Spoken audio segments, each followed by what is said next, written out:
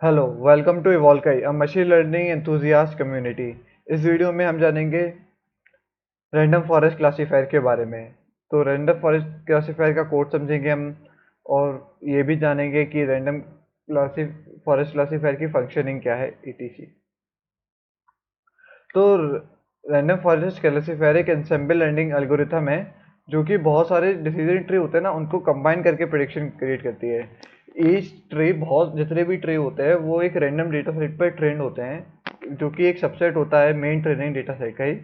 और उसके बाद जो ट्री, छोटे छोटे ट्री हैं जो डिसीजन, जो भी अपना डिसीजन देते हैं, उसके बाद फिर एक फाइनल वोटिंग होती है। वोटिंग के बेसिस पे जो वोटिंग जीत जाएगा, जो भी क्लासीफायर, जो भी स्पीसी, वो वो फाइनल प्रेडिक्शन में आ जाता है।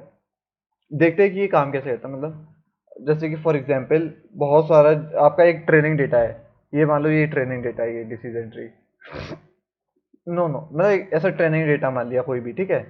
तो अभी रैंडम फॉरेस्ट क्या करेगा, उस ट्रेनिंग डेटा को बहुत सारे पार्ट में स्प्लिट कर देगा, जैसे एक पार्ट ए, एक पार्ट ए, एक पार्ट ए, एक पार्ट ए। ये सारे डिसीजन ट्री है ना, ये देखिए स्प्लिट हुआ है, यस नो अलग अलग, ये मेन नोड, ये लीफ नोड। तो ऐसे बहुत सारे डिसीजन ट्री में स्प्लिट हुआ। अभी इस डिसीजन ट्री ने कुछ रिजल्ट दिया, इस डिसीजन ट्री ने कुछ रिजल्ट दिया, इस डिसीजन ट्री ने, मतलब सभी डिसीजन ट्री ने कुछ ना कुछ रिजल्ट दिया। तो अभी क्या होगा, उसके बाद फिर वोटिंग होगी। अब वोटिंग कैसे होगी?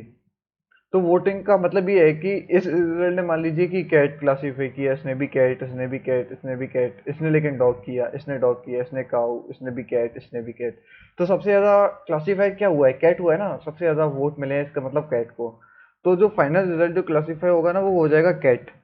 तो रैंडम फॉरेस्ट मतलब इस तरीके से वर्क करता है, बहुत सारे डिसीजन ट्री का कॉम्बिनेशन है, इसलिए ये और स्ट्रॉन्ग है और बेटर है। एक रीबूस्ट बहुत अच्छे रिजल्ट देता है ये। चलिए अब इसका कोड देखते हैं कि ये कोड कैसा है। तो सबसे पहले सिमिलरली हम लोग पांडा लाइब्रेरी को इंपोर्ट कराएंगे, अपने डेटा को रीड कराएंगे, डेटा का इन्फो लेंगे। उसके बाद डेटा में जो भी कैरेक्टरिस्टिक होंगे उसको फीचर नाम के वेरिएबल में डालेंगे, और जो हमें प्रेडिक्ट कराना होगा उसे प्रेडिक्शन क्लास में। फिर फीचर नाम के वेरिएबल को हमने एक्स में डाल दिया है, और वाई को हमने, और प्रेडिक्शन क्लास को वाई वेरिएबल में कर दिया। एंड देन हमने क्या किया है कि डेटा को ट्रेनिंग पार्ट और टेस्टिंग पार्ट में डिवाइड कर लिया। ट्रेनिंग डेटा को हम यूज करेंगे मॉडल की ट्रेनिंग में, मॉडल को ट्रेन कराएंगे ट्रेनिंग डेटा से मॉडल ट्रेन करेंगे। और जो टेस्ट डेटा होगा उसकी हेल्प से हम एवेल्यूएट करेंगे हमारे मॉडल परफॉर्मेंस को। यहाँ पर हमने सभी का वो निकाल लिया, शेप वगैरह। अब यहाँ पर हमने मॉडल को बिल्ड किया, ये इंपॉर्टेंट पार्ट है मतलब इस कोड का।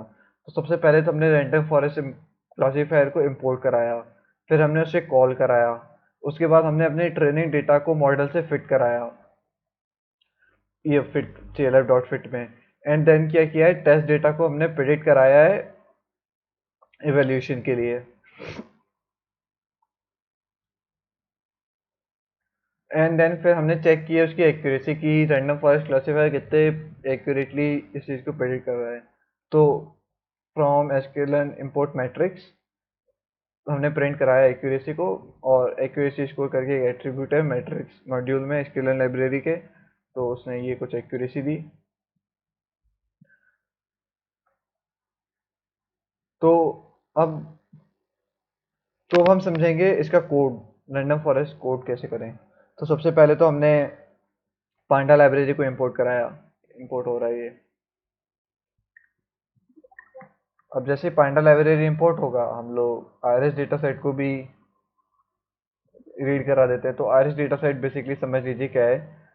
इसमें 5 कॉलम है, जिनमें 4 कैरेक्टरिस्टिक है और एक प्रेडिक्शन क्लास है जो हम प्रेडिक्ट करेंगे स्पीसीज। इसमें स्पीसीज 3 टाइप के फ्लावर की स्पीसीज हैं, आयरिस एटोसा, आयरिस वर्जिनिका और आयरिस वर्सिकलर। ये आयरिस एटोसा, ये आयरिस वर्सिकलर और आयरिस वर्जिनिका। और ये sepal length, sepal width, petal length, petal width, ये 4 कैरेक्टरिस्टिक दिए गए हैं फ्लावर के। और इन कैरेक्टरिस्टिक की मतलब, अगर ये कैरेक्टरिस्टिक होंगे जो मैंने अभी हाईलाइट किए हुए हैं, तो ये हो जाएगा इंक्रीज एटोजा, आयरिस एटोजा। वैसे ही अलग पेटल विड्थ कुछ ज़्यादा होगी तो हो जाएगा आयरस वर्सोवेल का, वगैरह वगैरह जो भी हमारे। तो हमने डेटा को समझ लिया। अब हमने डेटा का वैसे इन्फो निकाल लिया, और बेटर अंडरस्टैंडिंग के लिए हम लोग डेटा इनको निकालते हैं। और फिर डेटा को हमने फीचर ना, जो भी हमारे कैरेक्टरिस्टिक थे उनको फीचर नाम के वेरिएबल में किया है, और जो हम प्रेडिक्ट कराने वाले थे स्पीसीज उसको प्रेडिक्शन नाम के वेरिएबल में डाल दिया, और फीचर को फिर एक्स में कर दिया और प्रेडिक्शन क्लास को वाई में कर दिया। दैन डेटा को हमने ट्रेन टेस्ट स्प्लिट में, मतलब ट्रेनिंग और टेस्टिंग पार्ट में डिवाइड कर दिया। इस कोड की हेल्प से आप कोड देख सकते हैं, और ये कोड, सारे कोड डाउनलोड के लिए भी अवेलेबल रहेंगे, सो डोंट वरी, आप बस यहाँ पर समझिए। यहाँ पे डेटा ट्रेन टेस्ट स्प्लिट हो गया, मतलब ट्रेनिंग में और टेस्टिंग डेटा अलग अलग हो गया है। अब हमने डेटा का शेप निकाल लिया। अब यहाँ पर हमने इसे मॉडल बिल्ड किया, यहाँ पर मॉडल को इंपोर्ट किया, यहाँ पर मॉडल को कॉल किया, यहाँ पर ट्रेनिंग डेटा को मॉडल से फिट किया, यहाँ पर टेस्ट डेटा की मदद से मॉडल की एवेल्यूएट किया, और एवेल्यूएट करने के बाद जो भी उसकी एक्यूरेसी आई है उसको यहाँ पर प्रिंट कराया है। तो हमने अभी सब इन सब चीज़ों से समझा कि रैंडम फॉरेस्ट एक सुपरवाइज्ड मशीन लर्निंग एल्गोरिथम है, और ये बहुत सारे डिसीजन ट्री को कंबाइन करके, अनसेंबल करके, देखिए असेंबल से इंपोर्ट कराते हैं ना, जैसे मैंने आपको कोड में दिखाया है रिपोर्ट फॉर्म, तो अनसेंबल बेसिकली यही है कि ऐड करना ना, वर्ड से समझिए। तो ऐसे ही ये बहुत सारे डिसीजन ट्री को एक साथ लाकर उससे प्रिडिक्शन लाता है। इस अप्रोच से एक्यूरेसी इन्हांस होती है, और ओवरफिटिंग से बचते हैं हम लोग, डेटा ओवरफिट ना हो जाए कहीं। और इसका यूज़ बहुत जगह होता है, रैंडम फॉरेस्ट भी हेल्थ केयर, फाइनेंस, अलग अलग मार्केट इंडस्ट्रीज में यूज़ होता है। और ये इसलिए इतना पॉपुलर है क्योंकि इसके रिजल्ट अच्छे आते हैं, ये इंटरप्रेटेबल है, मतलब इजीली समझा जा सकता है। इसको कॉन्सेप्ट डेटा रिलेशन होते हैं ना, मतलब कि मैंने आपको समझाया ना डिसीजन ट्री में कैसे समझाया था कि किसी दो स्पीसीज को किसी एक फीचर या किसी एक ऐसी चीज से ऐसे सेपरेट करना है, किसी एक फ्रूटफुल इंफॉर्मेशन की हेल्प से सेपरेट करना।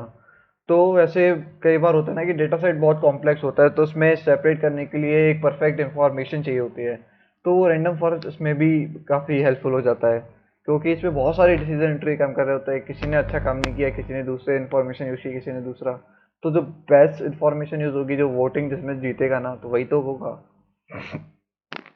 तो इसलिए डेटा डेटा के जो कॉम्प्लेक्स रिलेशनशिप है ना, उसको भी ये इजीली इंटरप्रेट कर पाता है।